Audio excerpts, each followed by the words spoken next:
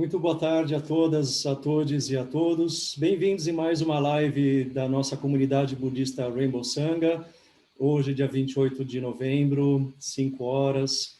Vamos fazer uma live a respeito de um assunto muito complicado que culminou com um episódio recente no Carrefour. Vamos falar um pouco de racismo e jogar uma luz do Dharma em cima desse assunto tão complexo e tão necessário para nós dialogarmos entre as religiões. Nós acreditamos que é importante que o budismo também se posicione, também se coloque no seu olhar religioso, no seu papel social, para contribuir com uma sociedade de paz e de respeito. Hoje, como sempre, o meu dueto, monge Kojun, da comunidade Zendo de Ribeirão Preto, da Ordem Soto Zen, e o querido monge Yaku-san de Porto Alegre, ambos discípulos da monja Koen. E, claro, a ilustre participação do professor Ricardo Mário Gonçalves, missionário da Ordem Shin-Otani, a qual eu, de reverendo Jantentsude, pertenço, e também decano da USP, que vai trazer o seu olhar como historiador e poder contribuir com fatos e dados históricos nesse assunto mais do que necessário. Hoje eu vou deixar o lugar de fala de prioridade para o monge Yaku-san, ele tem bastante coisa para falar com a gente, e eu vou monitorar o nosso bate-papo aqui no Facebook. Façam as suas dúvidas ou os seus comentários, fiquem à vontade nesse meio tempo para nós conversarmos depois da exposição do monge Yaku-san, monge Kojun e o professor reverendo Ricardo Mário Gonçalves. Yaku-san, hoje é com você. Eu acho que você tem bastante coisa para falar e contribuir com a gente, não é? Como que é essa história de racismo e como que o budismo observa isso? Acredito que você tem experiências pessoais, familiares também, né? Então, por favor.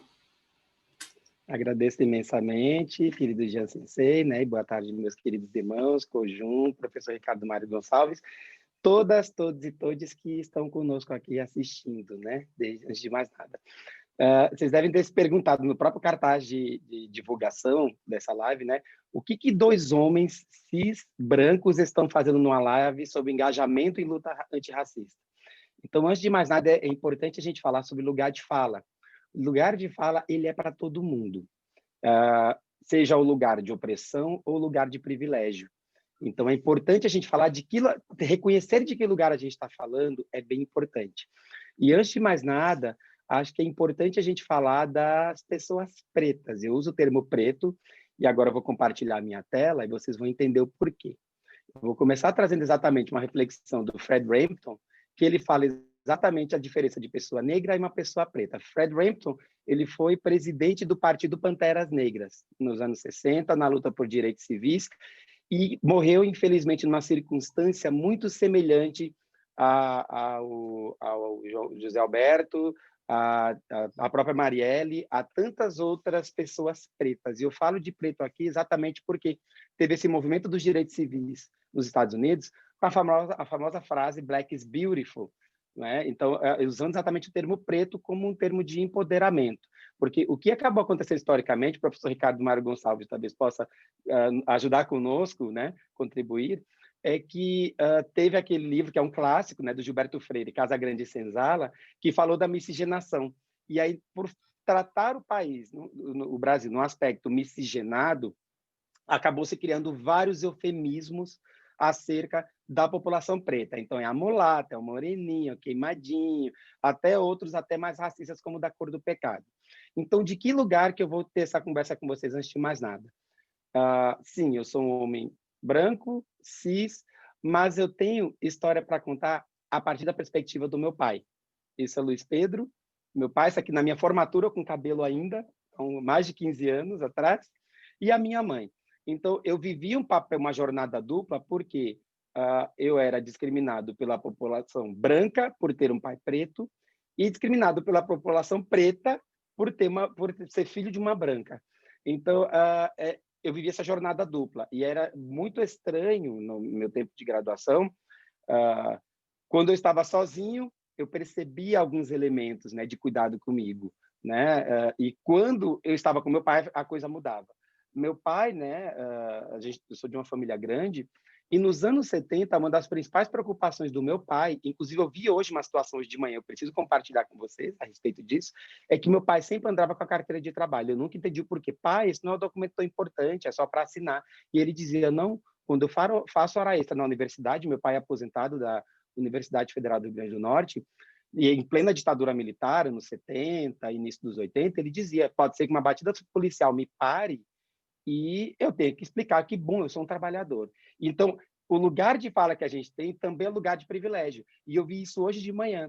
Eu sou aluno da Koshimizu Sensei, minha professora de Ikebana, e fui fazer uma aula de Ikebana e estava voltando e parei para pegar um café no caminho. E aí foi muito engraçado, porque nesse meio tempo, entraram ao mesmo tempo no local onde eu fui tomar café, uma mulher branca e um homem negro. A mulher branca estava de chapelão, porque está muito quente, aqui está muito ensolarado, então ela estava de chapéu, óculos escuro e máscara, né? Estamos numa pandemia, então a máscara está aqui. E ela entrou, parecia que estava disfarçada, né? Mas não, ela estava na rua e entrou na loja tranquilamente. E o homem preto que entrou na sequência, ele estava de boné, óculos escuro e máscara. Ela conseguiu entrar e fazer o que tinha de fazer, pegar o café, comprar, pagar tranquilamente. Esse moço teve que parar antes, eu acho que, se eu percebi, ele teve que tirar o chapéu, tirar o óculos, manteve a máscara, porque é lei estadual, né? Em vários estados mantém-se a lei, mas para poder tirar o óculos, justamente por essa questão de preocupação. Então, a partir do momento que uma pessoa preta tem esse tipo de movimento, a gente tem que aprender a olhar isso com compaixão. Então, por isso que o nosso papel enquanto pessoas brancas, na luta antirracista, ele cabe exatamente reconhecendo esse lugar para que não ocorra coisas desse tipo. Isso eu tive o desprazer de ouvir em sala de aula. Eu sou professor em 2 universidades e eu dou aula de saúde da população negra. Eu sou promotor de saúde da população negra no município de Porto Alegre e de ter que ouvir isso aqui. Por que a gente tem que falar de população negra? Por que isso? E aí é uma coisa que eu sempre trago para os meus alunos e eu trago para os nossos sangas, é o local de privilégio, que eu brinco que é o teste do pescoço. Olhem para os lados ou olhem para as janelas do Zoom, as janelas das lives, vejam quantas pessoas pretas existem. Quando a gente vai para o cenário real, e eu vou trazer minha perspectiva da saúde, quantas pessoas pretas tem lá? Então, isso é assustador, porque a gente olha para os lados, é um monte de gente branca, inclusive nos espaços de gestão, ao passo que quando a gente vai para o cenário real, e aí a pergunta, né, raça, cor importa em espaço de cuidado? Sim, importa, porque a gente teve um aumento de autodeclaração de pessoas pretas, porque essas pessoas exatamente, elas passaram a se ver. Então, a questão da representatividade ela é importante, gente. Vale salientar que o Brasil, historicamente, pegar um ganchinho do que o professor Ricardo Mário Gonçalves pode contribuir conosco, é que exatamente o Brasil já começou sendo invadido, né? Começou por uma invasão. Uma invasão branca, europeia, dizimando e subjugando uma população não branca, que foi a população indígena. Tempos depois, tivemos a diáspora africana, né? Milhões de pessoas pretas tiradas do seu local para trabalhar à força, né? Trabalhar à força. E aí é diferente, aí é que mora o perigo, quando surgem alguns elementos racistas na nossa conversa, quando surgem pérolas desse tipo. Eu trouxe 2 memes, né? Os meninos sabem que eu gosto muito de meme, eu trouxe 2 memes que vão exemplificar esse lugar. Então, realmente eu falo de um lugar antirracista, justamente porque eu vejo ainda os meus pares brancos trazendo pérolas desse tipo. Né? Consciência negra para quê? A gente escuta isso toda hora. As minhas colegas de trabalho que são pretas, o meu pai, uma das minhas irmãs que é negra, são obrigados a escutar isso. Ou escutar uma outra pérola desse tipo. Eu que estou no Sul, que tem uma altíssima densidade de descendência europeia, de falar esse tipo de pérola. Meu avô italiano veio trabalhar no Brasil, mas peraí, as condições foram outras. Essas pessoas vieram realmente numa situação de pobreza, mas elas tiveram terras cedidas. É diferente de uma população preta, onde a Lei Áurea foi literalmente, desculpem o palavreado, conversa para boi dormir. Porque exatamente essas pessoas não tinham direito à terra, não tinham direito à educação. E a gente continua ainda com indicadores muito ruins quando a gente fala de população preta. E aí, né, todo mundo sabe que eu sou uma pessoa que adora dados, né, eu trabalho com pesquisa, eu preciso trazer isso. Então, o que nós temos é o Atlas da Violência, já de 2020, com dados atualizados até 2018. E o que a gente vai ter é que, ao passo que a gente teve uma diminuição de assassinatos de pessoas brancas em 2018 até 2020, a gente teve um acréscimo de população preta. Então, segue morrendo mais pessoas pretas do que pessoas brancas. A expectativa de uma pessoa preta no Brasil, ela chega a 10 anos menos em relação à população branca. Quando a gente olhou para março, falando da pandemia por Covid, quem era o perfil da pessoa que morreu? Qual foi o perfil da pessoa que morreu no início da pandemia? Era um homem, branco, classe média alta, a classe A. Quem é o perfil de quem está morrendo hoje no Brasil? Homem, idade média entre 30 e 50 anos, preto, da periferia.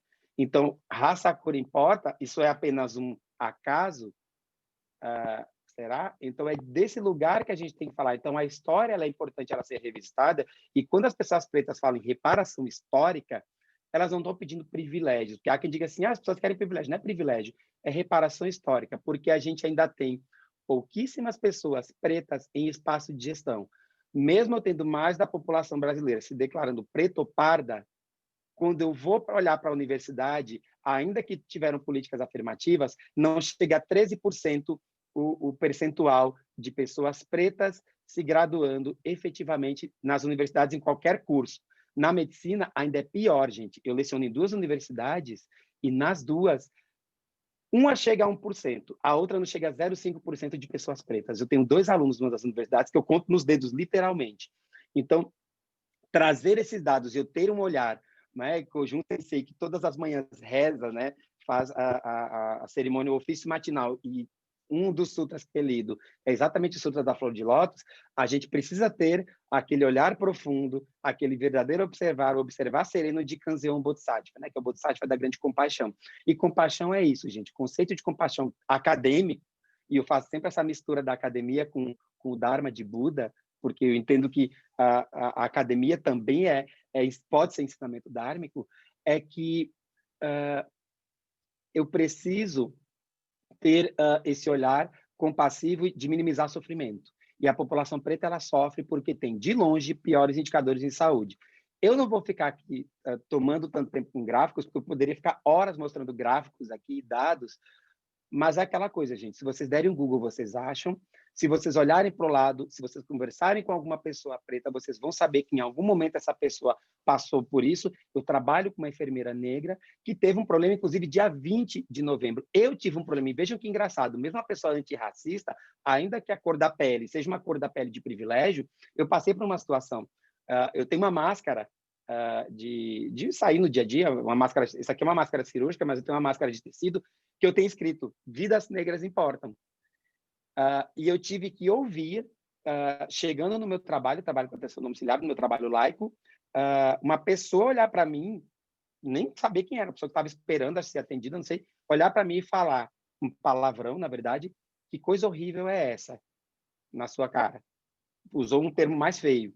Então, assim, dizer que não existe racismo estrutural, como disse de maneira muito infeliz o vice-presidente da República, dizer, não tem racismo no Brasil, só tem racismo nos Estados Unidos.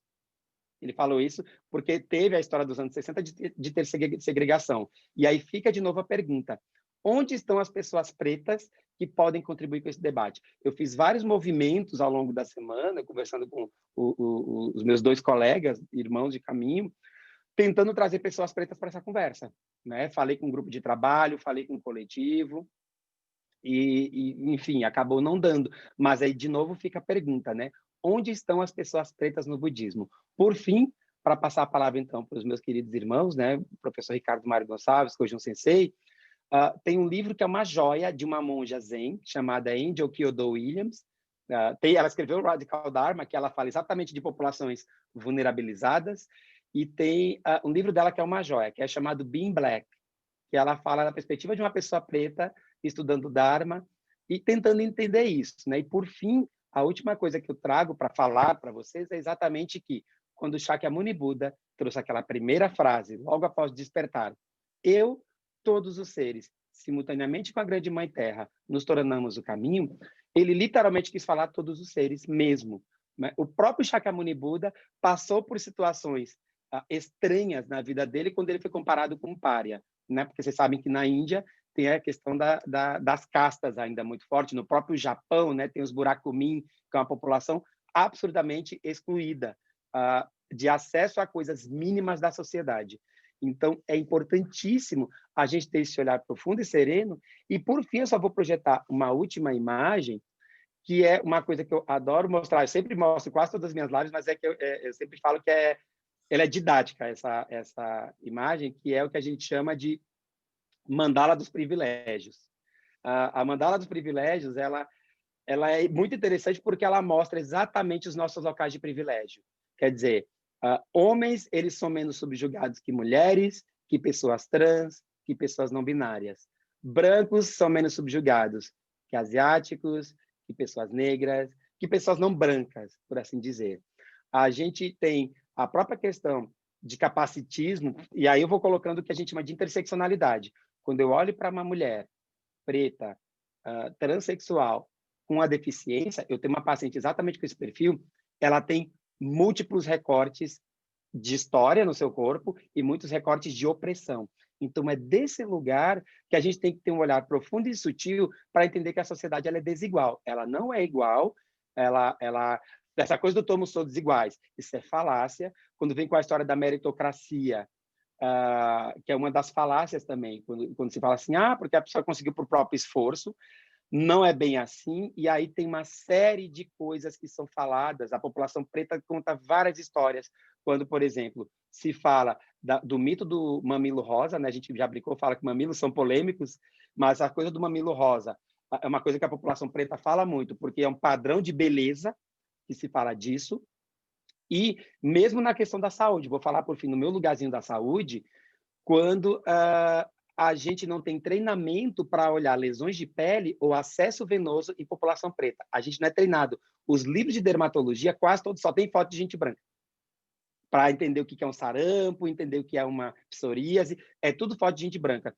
Tem um atlas que saiu agora chamado Mind the Gap, que foi a Universidade de Londres que fez, com fotos de pessoas pretas para a gente poder entender. Então, fazer essa discussão ela é importante porque ainda existe, sim, uma exclusão da população preta de vários locais onde poderia circular normalmente, porque, afinal de contas, são a maioria da população brasileira.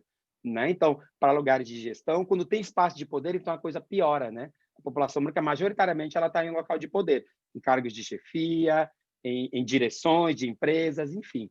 Então, é desse lugar que eu quero que a gente comece fazendo a reflexão. Então, o meu lugar de privilégio é desse, de ter um pai preto e ter visto tudo que ele passou ao longo da vida, de ter uma irmã preta de sangue, que ela já viu ela passar situações de ela dizer que tem medo de passar férias aqui em Porto Alegre, porque ela fala que tem medo do racismo. Se eu for para Gramado, como é que eu vou ser tratada? Ela verbalizou isso. Então, eu não tenho um olhar sensível para isso, fica complicado. Então, assim, o meu lugar de fala é exatamente de me engajar para que todas as pessoas, independente da sua etnia, elas tenham acesso. Mas, enquanto isso não acontece, eu tenho que fazer o papel do Bodhisattva, né? De tentar trazer da outra margem as populações subjugadas e vulnerabilizadas. População LGBT, por isso temos um Sangha LGBT, para trazer esse elemento, por isso que a gente traz pautas também, infelizmente, deflagradas por uma morte que não deveria ter acontecido.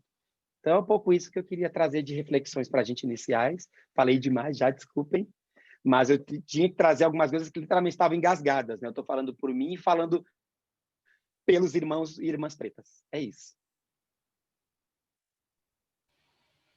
Imagina, o seu espaço é privilegiadíssimo para ser contemplado, né? O tempo que você precisar, exponha tudo que for necessário. E olha que ainda será pouco, será mínimo, porque há tantas coisas para serem faladas. A gente fez o resumo do resumo do resumo, né? Então, e onde que o budismo se encaixa nisso e como que ele se olha? Porque em alguns grupos de Facebook, quando a gente postou a indignação do fato do ocorrido com o rapaz do Carrefour, o Beto, muita gente ficou indignada, falando, mas o budismo não tem que se envolver com esses assuntos, o budismo preconiza a paz para todo mundo, mas como que as pessoas elas se, né, elas, para justificar o seu racismo, entre aspas, elas saem, né, se justificam através da própria religião, né? Então foi muito interessante ver esse movimento semana passada, né? Os grupos se inflamaram. Então, mas, bom, quem que eu contribuo agora? Aliás, quem que contribui agora para a nossa conversa? Professor Ricardo, Kojun? O Jun Sensei primeiro, deixa eu para depois. Está bem. Kojun Sensei, traga o seu olhar. Eu ia dizer que professor Mário, como professor de história. Na verdade, eu acho que esse aspecto é muito interessante e a gente vive realmente, o Yaku-san trouxe bem a questão, né? Antes a gente podia falar com uma certa liberdade sobre esses temas, mas ao mesmo tempo correndo um sério risco e muitas vezes incorrendo no erro de falar pelo outro. Então, assim, eu acho que o lugar de fala é fundamental, porque a gente precisa dar voz a quem de fato tem o que dizer a respeito, né?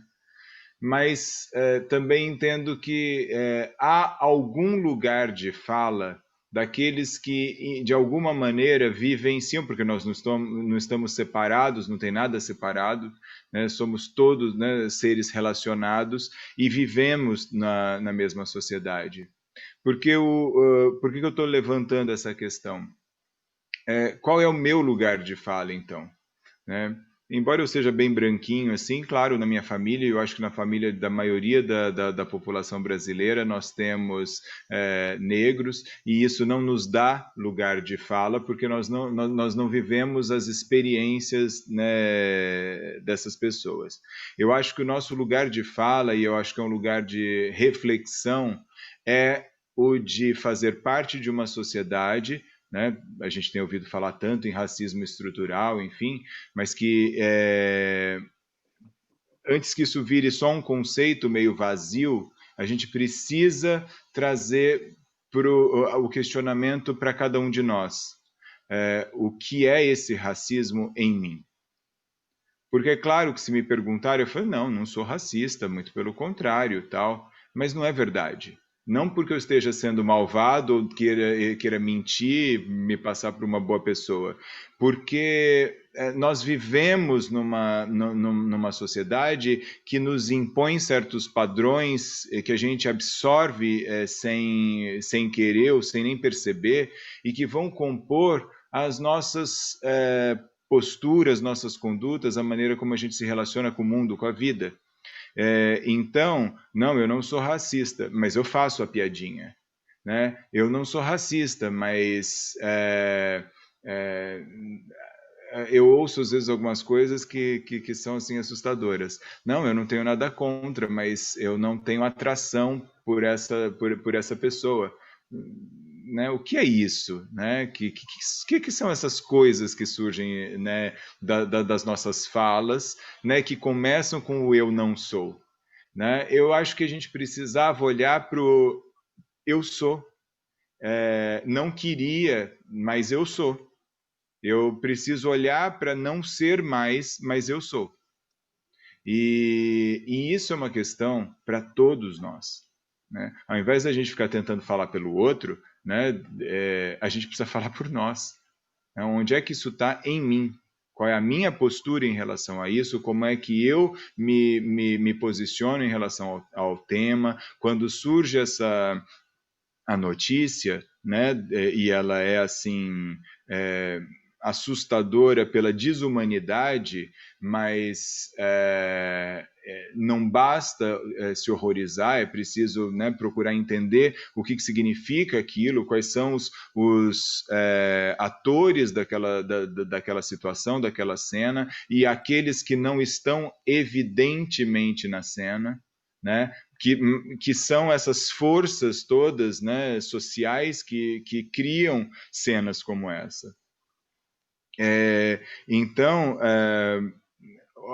meu ponto de reflexão aqui, na verdade, é que a gente possa ouvir ao outro que tem lugar de fala para dizer, mas a nós que temos a postura sem olhar e perceber que temos. Esse olhar é muito delicado, porque eu me lembro eu uso, né, na universidade com os meus alunos um vídeo, né, uma palestra do professor Leandro Carnal, quando ele fala do ódio no Brasil. Né, e que isso é meio impensável, uma vez que, né, Sérgio Buarque de Holanda já vai falar justamente, né, desse ser cordial que nós somos. Acho que é uma palestra conhecida, muitos já devem ter visto. Recentemente andei até compartilhando, acho que no próprio dia né, em que esse fato triste aconteceu, eu compartilhei no meu Facebook, né, porque eu me lembrei disso. A gente se esquece que esse ódio está em nós, a gente gosta de acreditar que a gente é bonzinho, que nós somos um povo cordial, que nós somos acolhedores, que nós não fazemos distinções, diferenças, discriminações, né? Que nós somos um povo plural e, portanto, acolhemos todas as diferenças, e a gente sabe que isso não é verdade, né? E eu acho que, assim, eu tenho desde isso tudo, né, não só por essa questão específica, mas isso traz mais forte, eu tenho pensado muito nisso, né, ao invés de ficar tentando ou dar desculpas, né, em relação a por que a nossa sociedade funciona desse jeito, porque não adianta, ou querer tentar falar por quem eu não tenho nem condições de dizer nada, eu achei que eu tenho refletido e tenho pensado que a melhor postura é a gente poder olhar em nós essa questão. Mas de uma maneira honesta, porque olhar para mim e continuar olhando o reflexo, né, do lago, né, e querer me abraçar bonitinho que eu sou, né, olhando só a minha aparência de narciso, eu não estou vendo nada. Eu não estou verdadeiramente olhando. Porque se for para cair dentro do lago, que eu vá às profundezas dele e consiga ver quem eu verdadeiramente sou. E preparado e já sabendo que eu não vou gostar de muito do que eu vou ver. Acho que esse é um aspecto muito importante que a gente tem que levar em consideração, né? Porque é muito bonito a gente, né, usar a ideia, o conceito de lugar de fala, porque agora eu tenho visto muito isso acontecer, como uma desculpa ou como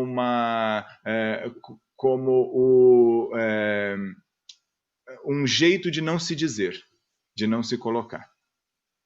E isso é ainda pior, né, do que as situações que a gente sustenta, porque a gente continua fingindo que não é com a gente. Então, provocações para a gente refletir.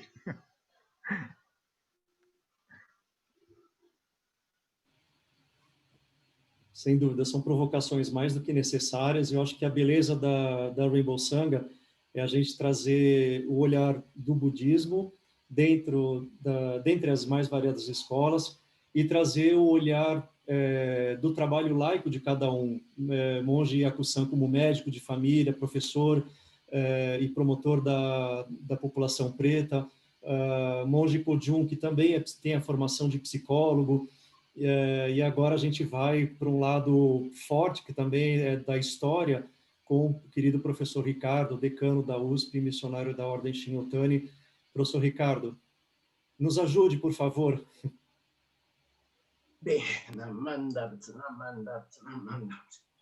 primeiramente eu gostaria de mostrar para os irmãos um pequeno objeto. Uma Bayomi, professor? A Bayomi, é uma Bayomi? É. Uma Bayomi linda. Essa Bayomi foi confeccionada pelo pessoal de uma unidade básica de saúde do SUS, aqui no bairro de Cambuci, na cidade de São Paulo, né? E quem me trouxe foi meu neto, que está no 4º ano de fisioterapia e fez um estágio lá. Isso aqui foi organizado por um grupo da UBS que trabalha com saúde da família. e durante a Semana da Consciência Negra eles discutiram exatamente os problemas, não é, do preto, não é, na sociedade brasileira, né? Então, é um contributo do meu neto Yuri, né, para a discussão de hoje. Mas, visão de historiador. Eu acho que a gente pode começar por lembrar as bases escriturísticas da crítica do budismo ao racismo. Acho que cada escola terá suas bases escriturísticas, não é? A nossa base está no Grande Sutra de Amida, onde se falam dos 48 votos do Buda Amida referentes à construção da terra pura, que numa perspectiva de um budismo engajado seria o retrato altamente simbólico, né, do que seria uma sociedade ideal, né? Então, temos lá o voto número 3 do Buda Amida, que diz o seguinte: se tornado eu Buda, os homens e os deuses de meu país não forem todos da cor do ouro, renunciarei ao perfeito despertar. Veja bem, coloca-se aí já a questão da cor. Isto porque na sociedade indiana antiga as pessoas eram discriminadas por cor, ou seja, como base da sociedade de castas, nós temos uma distinção de cor, uma vez que os invasores da Índia, no segundo milênio antes da Era Comum, eram brancos e os aborígenes eram negros. Então, os aborígenes foram subjugados pelos invasores e coube-lhes o papel de párias, de servos, de subjugados, né? Ao passo que, quanto mais alta era a casta, mais branca era a cor da pele. A palavra para casta, em sânscrito, é varna, que significa exatamente a cor. Então, havia um simbolismo de cores na Índia Antiga, que era o seguinte: a cor branca simbolizava o sacerdote, o brahmane. A cor vermelha simbolizava o kshatriya, o guerreiro. O amarelo, o vaishya, o negociante. E o azul ou o negro era a cor dos sudras, dos servos, né, das classes subordinadas, né, dos párias, né? Veja bem, na Índia Antiga também o preto vinha em último lugar, né? Então, o texto dos votos de Amidas expressa o anseio por uma sociedade em que as pessoas não sejam mais distinguidas por cor, ou seja, sejam encaradas todas como se fossem de cor dourada, isto é, a cor de ouro tem um simbolismo alquímico e também ligado ao sol, o ouro, né? Ou seja, aponta-se aí para um simbolismo de que todas as vidas são preciosas e dignas de veneração, como o ouro e como o sol, né? Então, não cabe, na visão budista, que as pessoas sejam discriminadas por sua cor, né?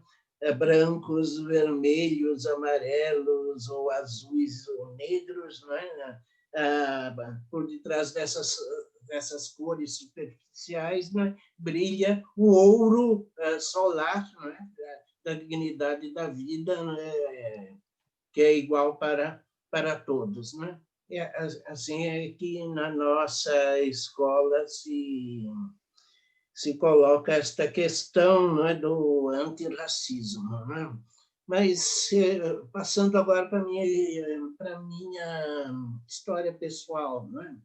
Além da minha trajetória no budismo, eu passei por uma trajetória acadêmica e eu tive a sorte de pertencer à primeira turma de pós-graduandos na USP a fazer um curso de História da África.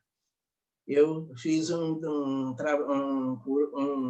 curso de pós-graduação e o meu TCC foi o estudo das relações entre a China e a África na Idade Média, no século XV, né?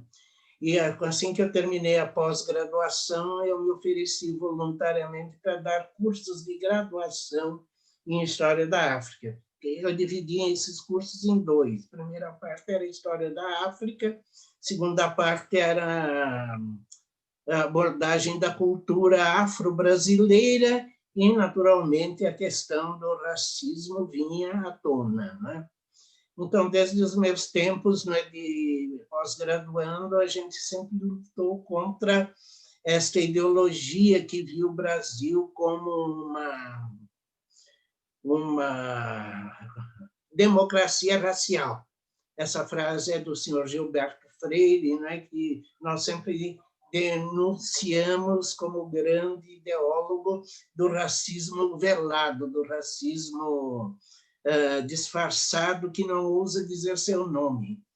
Que que é a situação do Brasil. O Brasil sempre foi racista, né? Mas nunca ousou confessar-se como tal. O racismo sempre foi dissimulado, sempre foi velado, né?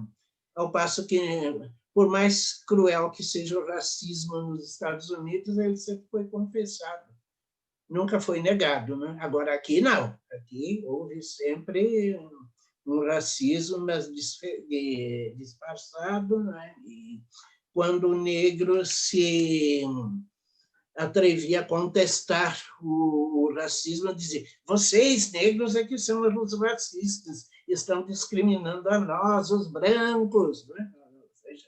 Olha que retórica diabólica, né? Mas você vê traços deste racismo desde a época colonial. No século XVIII, nós temos um cronista, o Antonil, que foi professor de latim no Colégio de Salvador. Ele dizia que o Brasil era o inferno dos negros, o purgatório dos brancos e o paraíso dos mulatos. Inferno dos negros, porque o negro era trazido para cá como escravo para trabalhar, né? Purgatório dos brancos, porque o branco pobre que vinha para cá sofria um bocado antes de fazer fortuna, de ocupar um certo lugar na sociedade, né? E paraíso dos mulatos, porque na sociedade colonial o mulato tinha amplas possibilidades de ascensão social que eram negadas aos negros, né? E outra frase que remonta ao período colonial, né? A negra é para trabalhar, a branca para casar, a mulata é para gozar, né? Ou seja, a atitude altamente racista, né, em relação às mulheres, né? Mas eu queria colocar aqui, basicamente, o racismo dos negros, o racismo contra os negros e o racismo ligado também à imigração. O Yaku-san Sensei falou que os imigrantes, quando vinham para cá, eram beneficiados com terras, né? Coisa que nunca beneficiou os negros libertos da escravidão, né? Os negros foram libertados da escravidão e jogados, né, o Deus dará, né? Ninguém levantou um dedo em favor deles, mas aos imigrantes dava-se tudo. Eu me lembro, meus antepassados prussianos, quando vieram para Santa Catarina, no século XIX, receberam terras do imperador, receberam terras lá em Santa Catarina, depois terras em São Bernardo, né? Ou seja, a vinda do imigrante branco fazia parte de um projeto que alguns brasilianistas chamaram de projeto do branqueamento. Ou seja, a elite branca do Brasil Império tinha consciência de que a esmagadora maioria da população do Brasil era negra, escrava ou liberta, ou então de mulatos, de mestiços, e eles morriam de medo do Haiti. Por que do Haiti? Porque na época da Revolução Francesa, os haitianos fizeram a sua revolução, né? Acabaram com os senhores de terra brancos e instalaram uma República Negra. E esta República Negra tornou-se o o terror dos escravocratas brancos do Brasil. Então, elaborou-se no período imperial este projeto de branquear a população, de trazer imigrantes brancos, né, para fazer face à ameaça haitiana, entre aspas, né, que seria a população negra, né? E é interessante que o racismo torna-se mais exacerbado, né? Mais violento com a vinda do imigrante, porque o imigrante, seja italiano, seja japonês, ou seja lá o que for, quando ele é chegado, os fazendeiros não estão habituados a tratar com mão de obra livre e querem jogar os imigrantes nas senzalas, né, nas mesmas condições em que viviam os negros escravos. E os imigrantes se rebelam. Mas colocar nós nessa situação, mas nós somos brancos, não somos iguais a eles. E aí o imigrante começa a espezinhar o negro. E a discriminação racista se torna mais violenta porque um dos seus sujeitos promotores passa a ser o imigrante, né? Olha, na minha convivência com a colônia japonesa, ouvi várias histórias, né, de que as mães japonesas, imigrantes, né, assustavam os filhos, dizendo, né, comporte-se, senão o negro vem te pegar. O negro tinha essa imagem, né, de um bicho-papão que viria a pegar as crianças japonesas que não fossem obedientes às mães, né? Olha, esse respeito tem um alto valor simbólico a história do bairro da Liberdade, que se tornou o bairro oriental, o bairro japonês, né? Agora, poucos sabem que antes dos japoneses, o bairro da Liberdade era o lugar de suplício dos escravos. No período imperial, ali ficava a forca, ali eram enforcados os escravos rebeldes condenados à morte, né? Ainda hoje existe lá na Praça da Liberdade a Igreja dos Enforcados, né? E esta memória negra sofrida da liberdade, ela permaneceu durante muito tempo sufocada, silenciada, mas há remanescentes de uma antiga população negra na região do Glicério, próximo à Liberdade, né? E eu percebia que muitas vezes, quando os negros do Glicério subiam até a rua Galvão Bueno, que era o espaço privilegiado dos japoneses, eram olhados com desconfiança, com medo, né? Esses negros estão aqui para nos assaltar, né? Então, a história do bairro da Liberdade é altamente simbólica, né? Porque ela começa com um passado negro que foi sufocado, foi esquecido, e começa a ser lembrado agora, e depois, então, criou-se esta imagem, né, de um bairro oriental, né, como se o bairro oriental tivesse criado a partir do nada, como se não tivesse um passado por detrás, né, e um passado que agora começa a aparecer, né, começaram a ser feitas escavações arqueológicas, né, mostrando que ali havia ossadas de escravos e que foram enterrados ali, possivelmente supliciados, né? Então, há que levar em conta essa superposição, né? O branco elitista brasileiro de origem portuguesa, o branco imigrante, e não só o branco, vem o japonês também, né? E o que vai também fazer coro ao discurso racista contra o negro, né? E, por fim, a população negra, né? Mas eu queria lançar também uma outra ideia. Existia, possivelmente ainda existe em algumas regiões de colonização japonesa, né, o racismo do japonês contra o brasileiro, ou seja, nos ambientes japoneses, né, o brasileiro era chamado de gaijin, o estrangeiro, o gaijin. E os japoneses, era uma ironia muito grande, chamando os brasileiros de gaijin, quando os verdadeiros gaijin eram eles, que eram os estrangeiros aqui, não eram naturais, não eram nativos da terra. Não é?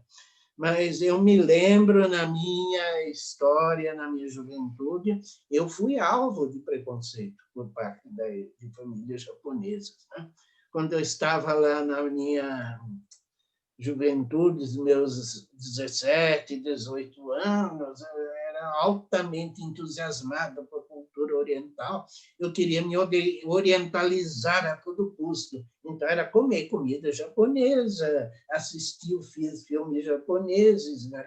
Comer nos restaurantes ali da Liberdade, aprender japonês, né? E, como todo garoto, adolescente, os namoricos, meus namoricos de jovem eram umas meninas de 6, né? E eu percebia que algumas famílias me hostilizavam tremendamente e diziam para as meninas: como é que você anda com esse gaijin?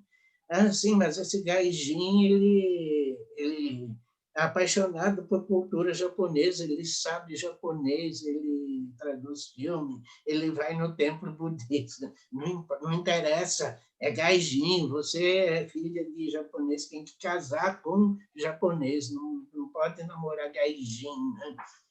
Eu fui vítima disso, e vi muita gente ser vítima disso, e vi muitas meninas também serem praticamente torturadas pelas famílias a partir do momento que começavam a namorar brasileiros, brancos, ou seja, gaijin.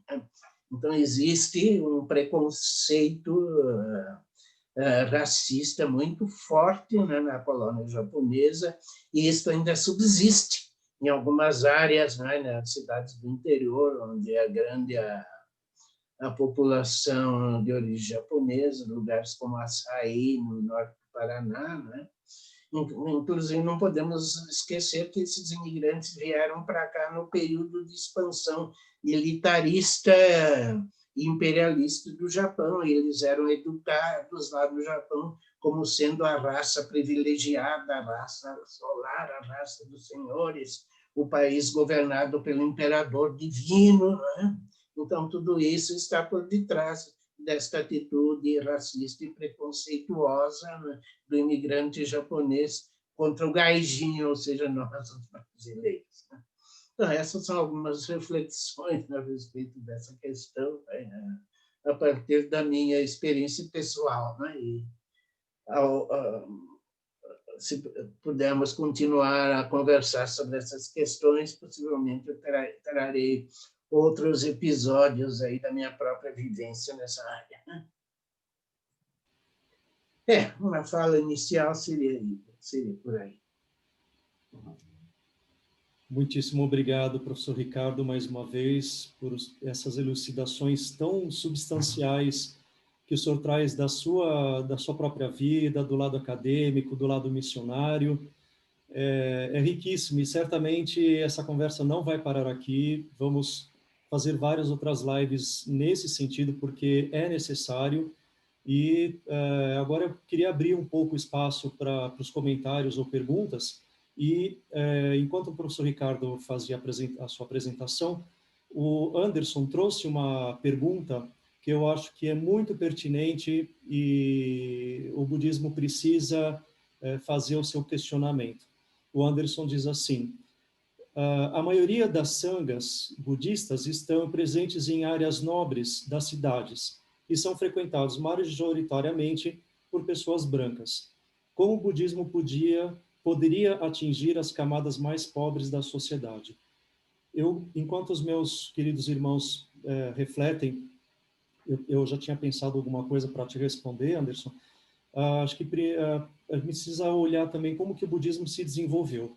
O budismo, ele não tem inicialmente um caráter proselitista, um caráter missionário no sentido expansionista.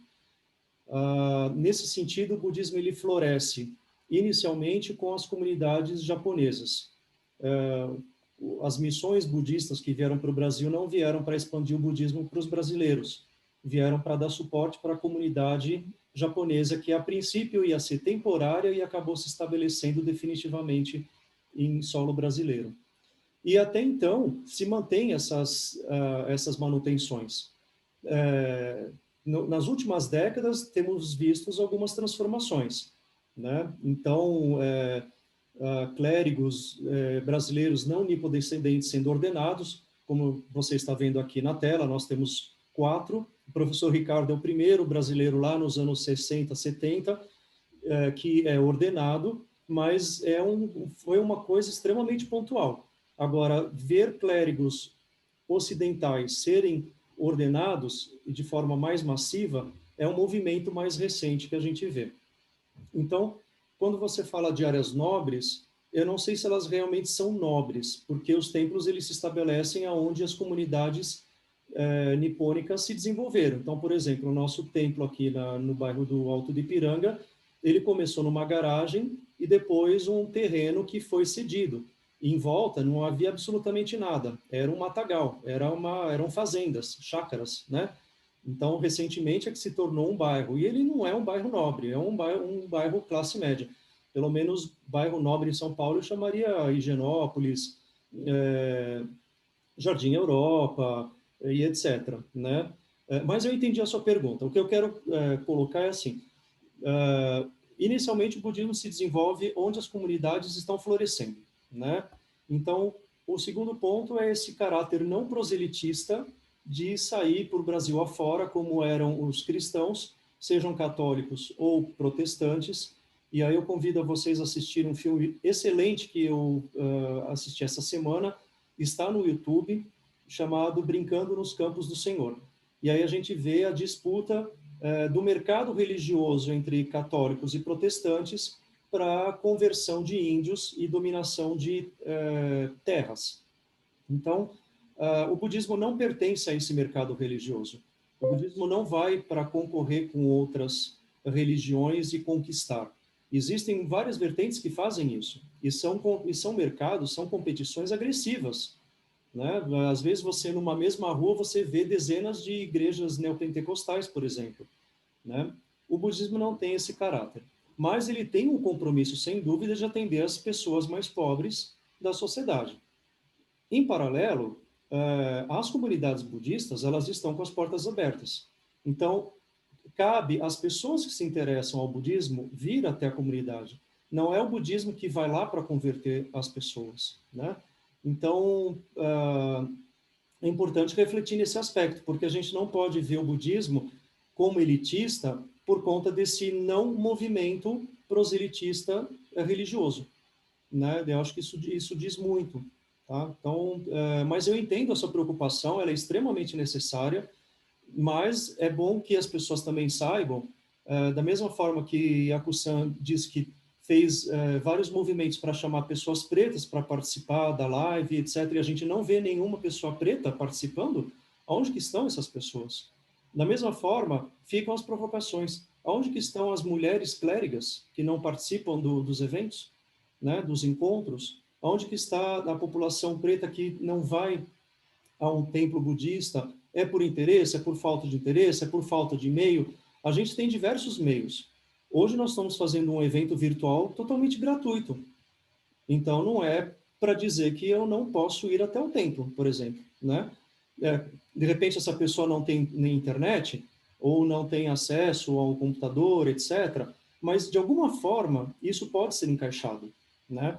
De alguma forma, a gente pode tentar resolver isso, né? Mas as comunidades budistas estão sempre todas abertas. Mas eu acho que é importante a gente entender esse movimento de florescimento do budismo em termos históricos aqui no Brasil, porque, por exemplo, aqui nós temos 2 budismos. Nós temos o budismo da comunidade nipônica, ou seja, um budismo de colônia japonesa, eu e o professor Ricardo, e os meus queridos irmãos Sonilena e Ícaro, que são da mesma escola, e o budismo de conversão, que é um budismo já de outro formato, totalmente abrasileirado, praticamente, né? Promovido maravilhosamente pela Monja Coen, né? Então, a gente tem 2 aspectos. O budismo no Brasil está transicionando, ele está se movimentando nesse sentido. Então, a gente está saindo do budismo de colônia, da comunidade japonesa, né, para um budismo abrasileirado. E lá no futuro, os historiadores vão olhar para trás, ou seja, para nós, e falar sobre o budismo brasileiro. Então, tudo está vindo com... né? Mas é importante a gente pensar, porque, inevitavelmente, a gente traz essa ideia do mercado religioso. E as igrejas, nessa hora, elas não têm nada de sagrado. Elas realmente vão para competir. É o número de fiéis, porque atrás dos fiéis estão os dízimos, está a movimentação financeira, está a movimentação política, não vamos esquecer disso, né? O voto religioso ele é extremamente forte aqui no Brasil, então as igrejas, muitas delas, não vão para as áreas vulneráveis, as áreas marginalizadas ou fragilizadas socialmente, para fazer necessariamente o bem para essas pessoas. E o budismo não corrobora com esse tipo de comportamento, né? Então, essa é uma reflexão que eu tenho, não é um dogma, por favor, né? Isso tem que ser refletido e amplamente discutido, tá bom? Mas gostaria de saber a opinião dos meus irmãos e irmãs também, por favor, né? Os presentes aqui na sala se manifestem, façam suas perguntas, comentários, sintam-se à vontade, tá? Ah, e a saber, Anderson, só um detalhe. Essa semana chegou no Japão o nosso missionário que é negro, o reverendo Renato, que é de Campinas. Ele foi para fazer um grau de mestrado no Japão durante 2 anos. Fala, escreve e lê fluentemente o japonês. Então, é pouco, sim, mas é uma representatividade de ter uma pessoa negra que fala fluentemente, escreve, né, o japonês, lá no Japão para estudar numa universidade budista japonesa. É muito pesado isso, né? É muito louvável. É interessante lembrar que o Renato começou a vida como um humilde trabalhador agrícola analfabeto a serviço de imigrantes japoneses. E ele se entusiasmou, se apaixonou pela cultura japonesa e os imigrantes lá da cidade dele, Pereira Barreto, deram a ele todo o estímulo para ele estudar.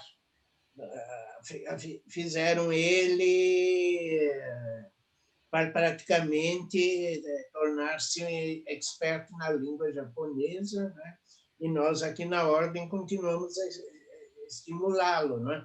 Eu sugeri a ele que ele se formasse em letras, se tornasse professor de línguas. Ele está fazendo um trabalho muito bonito como professor de japonês, de sânscrito, de coreano. Sim, sim. Ele é fora do normal, né? E um dia ele teve uma fala que para mim foi muito comovedora, né? No templo. Ele disse: eu sou missionário budista, mas eu também sou fiel à minha ancestralidade africana. Eu não renego a minha ancestralidade africana. Gostei muito desse gesto dele. Podemos ser budistas e podemos ser fiéis às nossas ancestralidades. Exatamente, exatamente. É muito importante pontuar isso, né, para nós não perdermos a nossa ancestralidade, né? Cada um de nós aqui, né, dentro dessa vida que se manifesta aqui agora, existem inúmeras outras vidas. O mestre Shinran, que, né, que deu origem à escola Jodoshin, ele falava, no passado, nesse grande fluxo de vida, todos nós somos pais, mães, irmãos e irmãs de todos, né? Nós somos vidas manifestas agora, mas todos nós estamos interconectados nessa grande teia que é a vida, né? Não a vida individualizada, mas a vida que se manifesta na vida, né? Mas a sua preocupação é muito importante porque nós temos um déficit de pessoas negras e pessoas LGBTs que frequentam os templos budistas, sem dúvida nenhuma. É importante, por isso, esse é um intuito do movimento Rainbow Sangha, é dar essa visibilidade, saber que nós estamos aí, abertos na receptividade para que isso não seja entendido como uma discriminação. Porque eu já escutei várias vezes que o budismo é elitista. E a gente precisa desconstruir isso, né? Tá bom? Mas é muito bom. Meninos? Já, vou trazer uma contribuição antes do Kojun Sensei, para vocês terem uma ideia do grau de tentativa de embranquecimento histórico, né, da cultura preta no Brasil. A própria Biomi, né, que o professor Ricardo Mário Gonçalves mostrou no início, ela tem uma história que só acabou sendo resgatada nos anos 80, que é essa bonequinha. A história dessa bonequinha, para quem não conhece, é preciosíssima, né, porque a Biomi, em Yorubá, significa encontro precioso. E como é que surgiu a Biomi, né? Os historiadores resgataram. Eram as mães pretas da diáspora africana que estavam nos navios tumbeiros, nos chamados navios negreiros, que vinham também crianças, obviamente, e as crianças muito tristes, porque eram verdadeiros cubículos, mal viam a luz do sol, em viagens muito longas da África até o Haiti, Estados Unidos e Brasil, né, a América toda, diversos países escravizaram pessoas pretas, então essas mães arrancavam os pedaços da saia, que era a única roupa, o único trapo, literalmente, que davam a elas para vestir, e elas faziam essas bonecas para meninas e meninos, para que essas crianças se alegrassem. Então, nos anos 80, teve, se não me engano, uma historiadora que ela resgatou essa história e começou a se fazer em cooperativas, né? E, como o professor mesmo falou, em espaços do SUS, porque no SUS existe a Política Nacional de Atenção Integral à Saúde da População Negra e, inclusive, o resgate cultural de elementos como esse. Assim como nós, no budismo, apesar de termos uma estrutura e uma história muito vinculada, como o Jean Sensei apontou, como o professor Ricardo apontou, ainda que muito atrelada à cultura japonesa, um dos nossos elementos é exatamente ter esse respeito, justamente pela questão dessa interconectividade que temos com os outros seres, inclusive respeitarmos e abrir espaço para outras culturas, né? E aí passo um ponto aqui para a religião, para as religiões de matriz africana, que historicamente foram perseguidas, foram desumanizadas, foram relegadas a lugar de ser coisa do diabo, ou nessa tentativa de realmente rechaçar qualquer elemento da população preta, né? E assim como a gente tem o conceito de cabelo ruim, assim como tem a hipersexualização dos corpos pretos, das mulheres e dos homens também, e assim por diante. Então, só para trazer exemplos de elementos que a gente tem que levar em conta para poder realmente abrir espaço para essa população que foi tão historicamente vulnerabilizada. Então, assim, tem vários elementos para a luta antirracista, ainda que não somos pretos e cadê as pessoas pretas? Mas eu acho que tem vários elementos. Assim, um dos grandes passos é informar-se sobre o racismo, entender que o racismo estrutural existe, ele está aqui, ele está entre nós. E a gente fala de estrutura porque ele está tão na base da sociedade que muitas vezes a gente não percebe que está sendo naturalmente racista.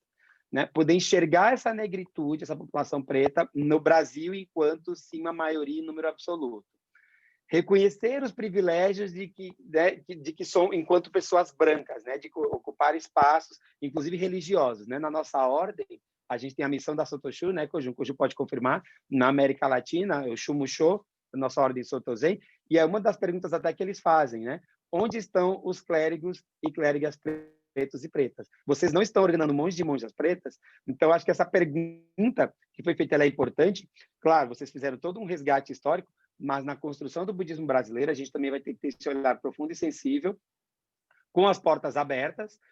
E aí, lembrando de representatividade, realmente eu me lembrei de 2 monges do Zen que tem esse elemento de falar muito isso, né, acerca da cor da pele, né, que é a Angel Kyodo Williams, que eu citei no início, e o Meido Moore, que é da Ordem Rizai. Vocês citaram um da Ordem da Jodo Shinshu, que chegou agora do Japão, e é maravilhoso isso. Quer dizer, olha que incrível ter uma pessoa dessa como representatividade, né? Então, ocupar esses espaços de visibilidade, ele é fundamental, inclusive para desconstruir a desumanização. Uma coisa que me incomodou profundamente na morte do João Alberto, né, da história que infelizmente foi aqui, na cidade onde eu resido, foi exatamente as pessoas ficarem achando justificativa porque, de alguma forma, ele fez por onde?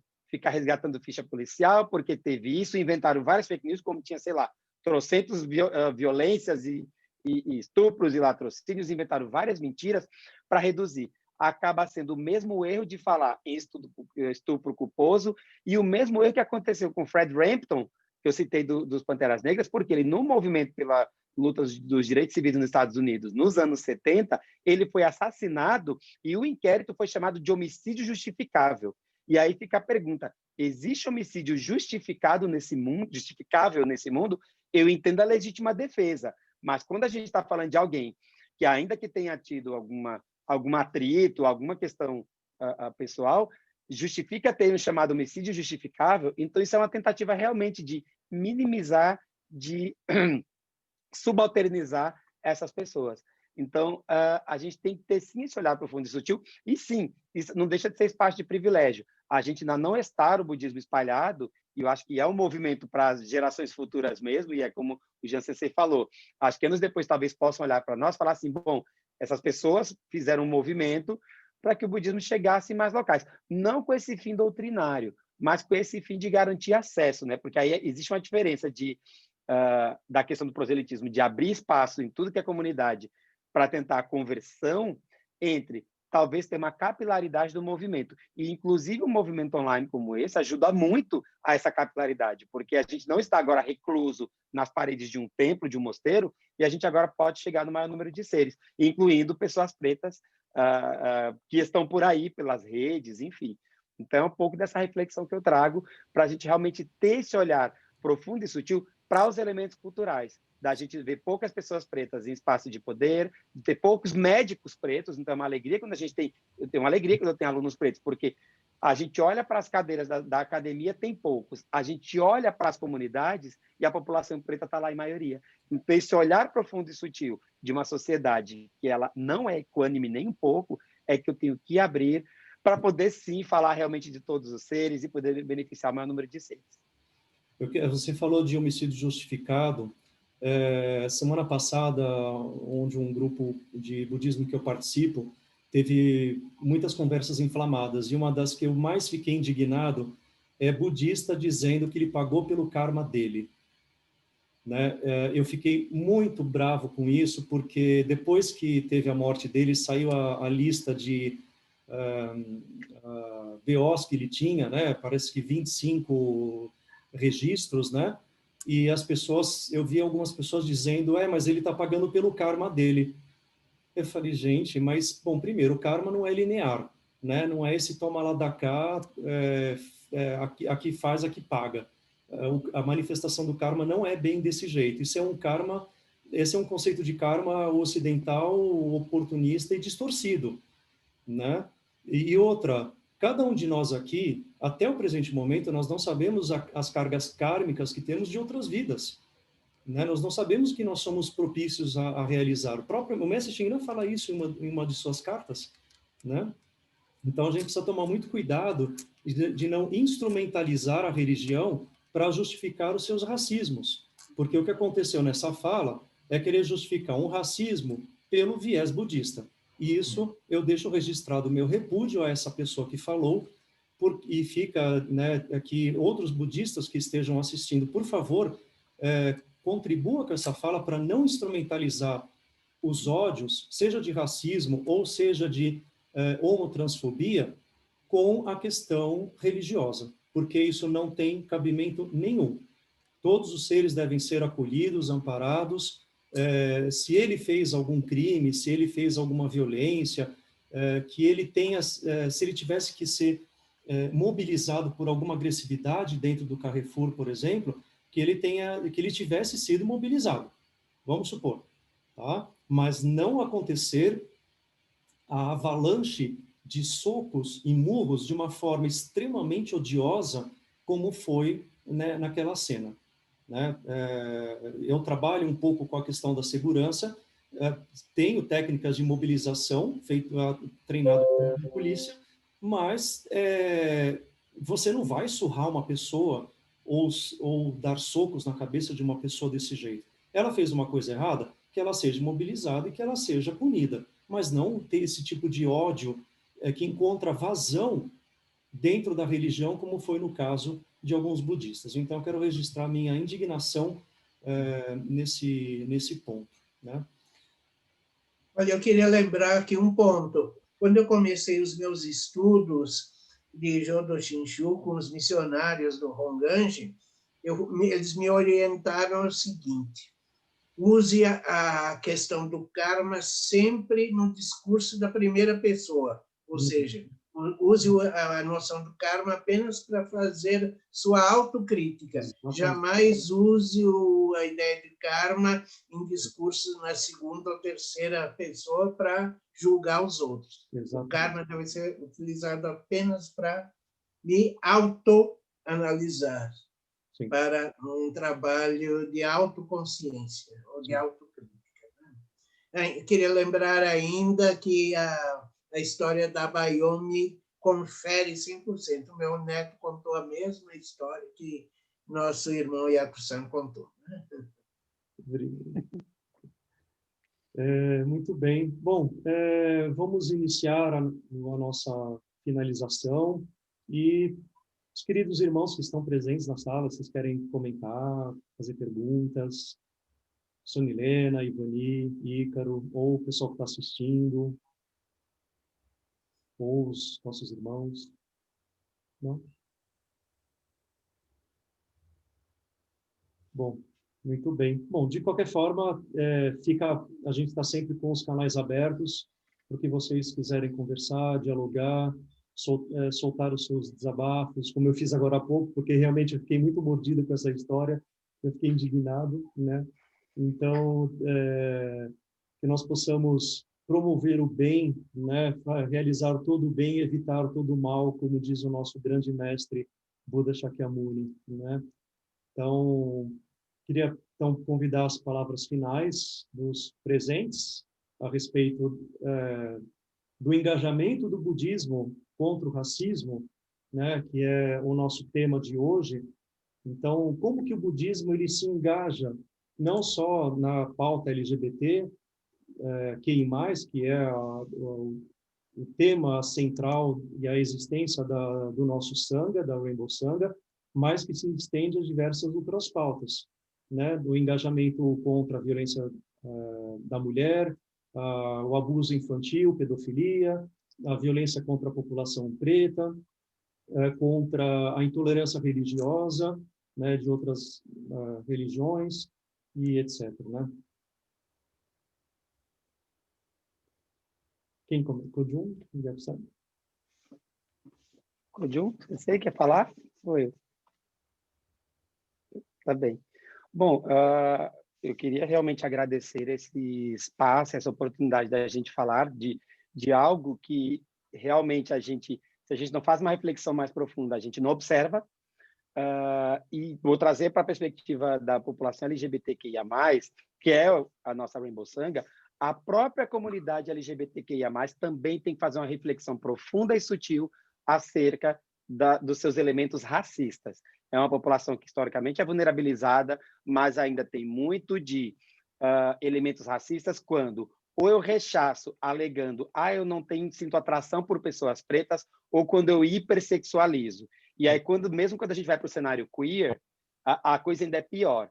Quem acompanha aqui, né, a famosa série, né, da RuPaul's Drag Race, vai perceber que tem elementos muito sérios ali envolvendo o racismo, né? Quando se fala que tem pessoas até que tem uma das drags que até acabou deixando de trabalhar como drag queen porque sofreu racismo de maneira massiva, de fãs-clubes, né? Porque se criam viram celebridades, então se criam fãs-clubes, e essas pessoas sofrem esses elementos, né?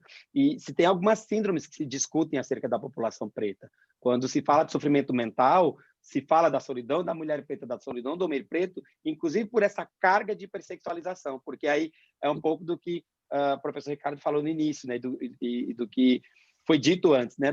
Do perfil de mulher para casar, da coisa que a gente vê Casa Grande Senzala, né? Que foi falado historicamente, né? Que o senhor tinha a sinhá branca, mas que ia na cozinha ter relações, violentar sexualmente as mucamas, as escravas, as mulheres escravizadas. Então, é importante a gente ter esse olhar para que exatamente a gente possa entender que quando se fala da solidão da mulher preta, ou algo que se chama de síndrome, eu não gosto muito do termo síndrome, mas quando se fala da mulher raivosa, quando a gente vê as pessoas pretas muito aguerridas nas suas pautas, não tratar isso como loucura ou desequilíbrio, que aí entra outro elemento do machismo, que é o famoso gaslighting, né? Que é a coisa do dizer, essa mulher é maluca, e aí começa a usar falas machistas desse tipo. Então, que a gente possa, acima de tudo, ter realmente um olhar para todos os seres. E todos os seres, inclusive significa os seres em situação de fragilidade, apenas o direito de ser, que é o que a população LGBT+, QIA+, enfrenta, que é o que a própria população negra enfrenta no seu dia a dia, quando não pode entrar no espaço comercial de óculos e máscara, já que estamos numa pandemia, porque tem medo de ser abordada de forma violenta, como foi com o João Alberto. Então, que a gente realmente assim tenha compaixão e sabedoria para dar respostas adequadas. Inclusive, é um absurdo desse que o Jean Cecé apontou, que é um absurdo trazer o karma para uma perspectiva ocidental e elitista, de certo modo, de quase usar uma meritocracia espiritual, tipo assim, teve porque mereceu. Isso é repugnante, desculpem. É repugnante ouvir uma coisa desse tipo. Pessoas que se dizem budistas. É inaceitável, tá? E caracteriza, inclusive, uma falta paradigma, uma falta grave de falar de erros e faltas alheios, para justificar. É a mesma história da mini saia da moça. A moça que foi violentada, porque estava na rua aquela hora da noite. Então, a gente replica esse tipo de discurso de forma repugnante, trazendo para a pauta espiritual. Então, que a gente possa, acima de tudo, agir com compaixão, minimizando o sofrimento. É para isso que a gente, sim, tem que ser antirracista, como já disse Angela Davis, como já disse diversos autores e diversas autoras negras, Chimamanda Adichie, como já disse a própria Jamila Ribeiro, que tem um livro maravilhoso, que é o Pequeno Manual Antirracista, recomendo a leitura para todo mundo, mas que a gente também possa agir com sabedoria. Sabedoria requer resposta adequada, inclusive raiva e repúdio a falas inadequadas do caminho, né? E que a gente realmente possa beneficiar inúmeros seres. Muitíssimo obrigado. Muito obrigado, Jefferson. Codium? Complementando, acho que acrescentando aí aquilo tudo que Yaksan propõe, que a gente possa se conhecer, né? Que a gente possa praticar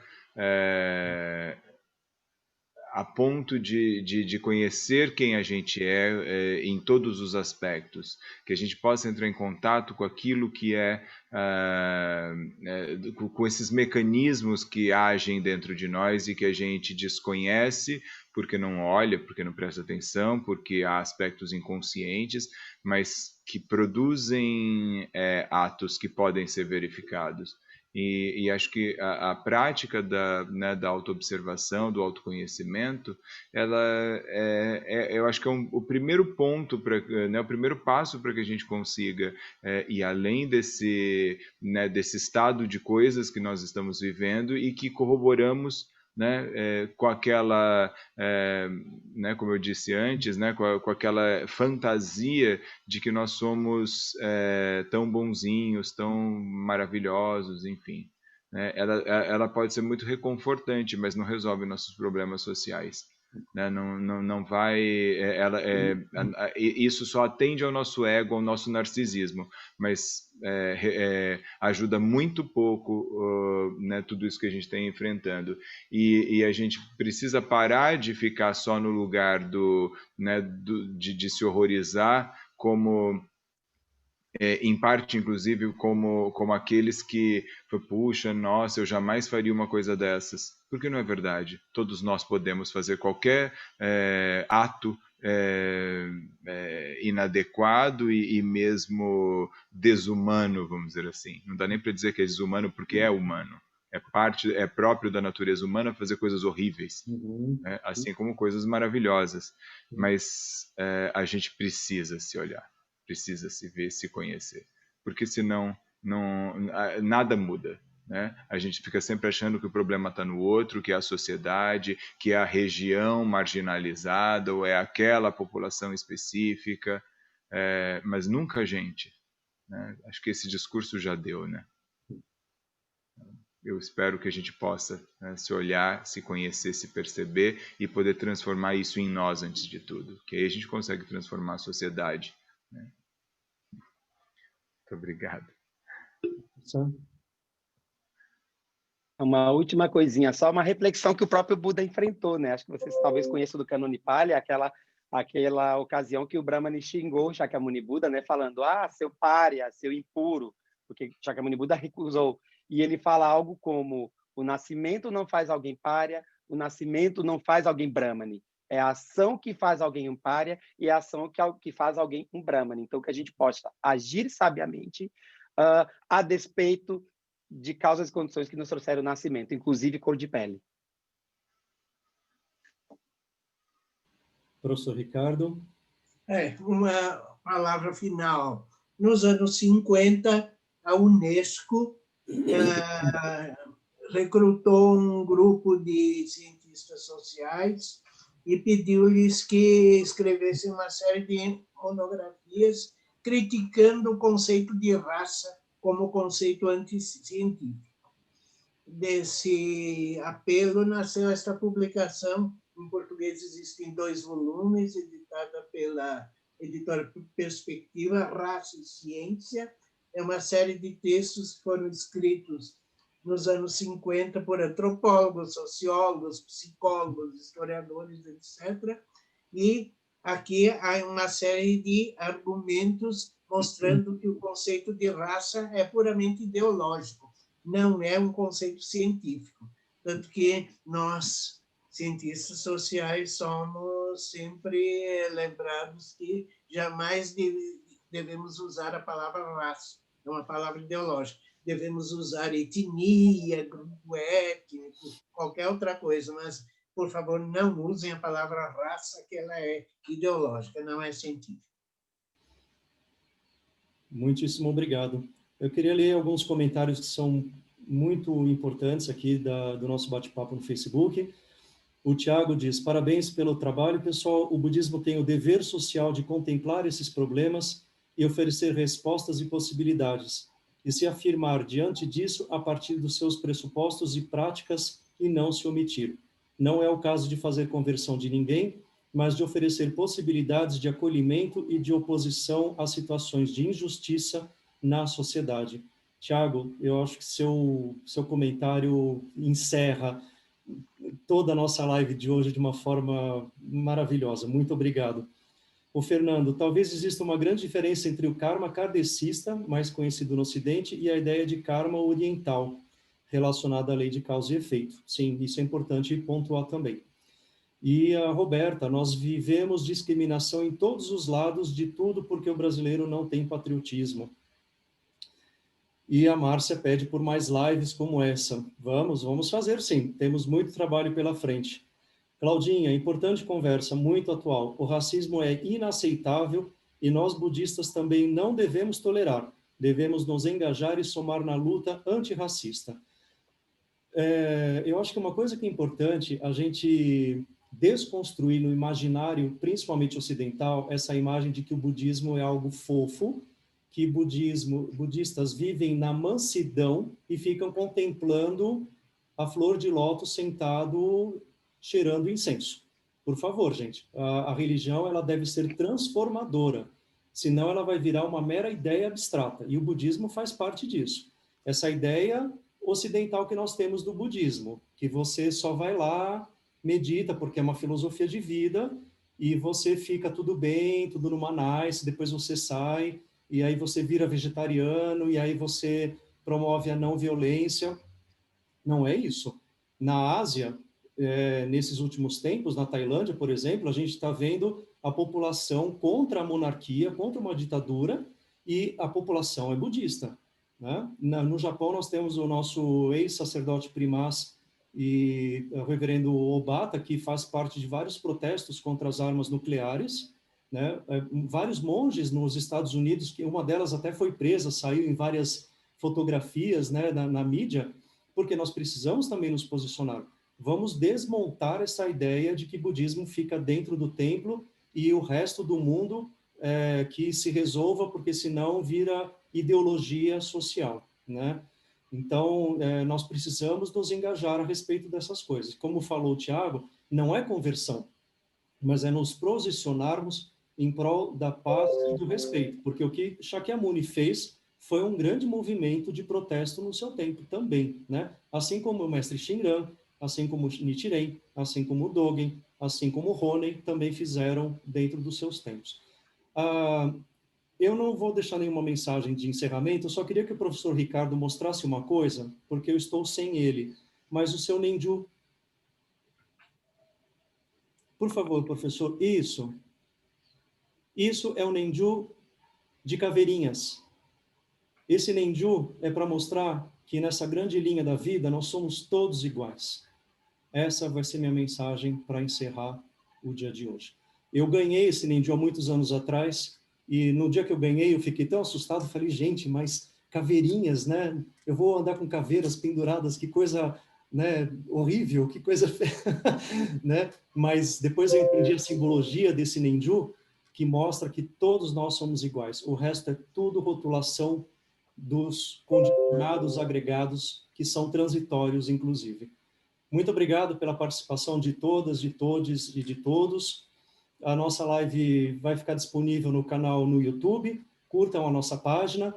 E no dia 5 de dezembro nós voltamos com a nossa última live do ano, dedicada à questão do HIV/AIDS, dentro do olhar budista, dentro da comunidade LGBT.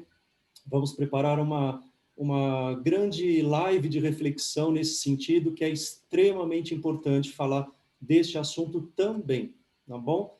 E aos que nos acompanharam no Facebook, muito obrigado. Bom fim de semana a todas, a todos e a todos. E cuidem-se, porque a pandemia está voltando numa segunda onda. Nós ainda não encerramos essa história, tá bom? Muito obrigado. Boa noite. Não manda.